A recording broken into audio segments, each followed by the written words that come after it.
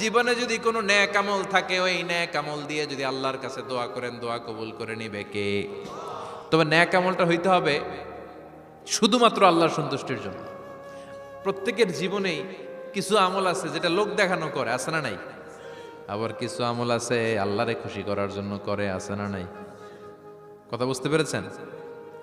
রাত্রিবেলা যাচ্ছেন, কেউ নাই, রাস্তায় হঠাৎ দেখলেন মসজিদ, পাশে লেখা বড় করে দান বাক্স, পকেট থেকে কচকচে 1000 টাকার নোটটা ওইখানে ঢেলে দিলেন দান বাক্সের ভিতরে। কেউ দেখে নাই, দেখছে কে?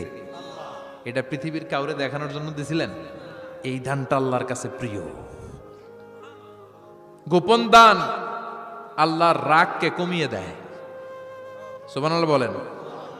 আল্লাকা সিররুন ইনদাল্লাহ বাইনাকা আনতা ওয়া বাইনাল্লাহ, আল্লাকা সাদাকাতুন তাখফা লা ইয়ালামুহা ইল্লাল্লাহ, আল্লাকা সিররুন ইনদাল্লাহ বাইনাকা আনতা ওয়া বাইনাল্লাহ, আল্লাকা সাদাকাতুন তাখফা লা ইয়ালামুহা ইল্লাল্লাহ। সুবহানাল্লাহ বলেন। আল্লাকা সিররুন ইনদাল্লাহ, তোমার আর তোমার রবের মাঝে এমন কোনো গোপন জিনিস আছে নাকি যেটা আল্লাহ ছাড়া কেউ জানে না? তোমার কোনোদিন কোনো গোপন দান আছে নাকি যেটা আল্লাহ ছাড়া কেউ দেখেনি?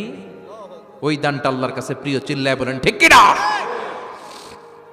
এরকম কোন গোপন আমল দিয়ে যদি আপনি আল্লাহর কাছে ওসিলা করে দোয়া করেন, আল্লাহ ওই কঠিন বিপদের দিনে এই আমলটা করছিলাম শুধু তোমারে দেখানোর জন্য, এর ওসিলায় বাঁচাও, বাঁচাবে কে?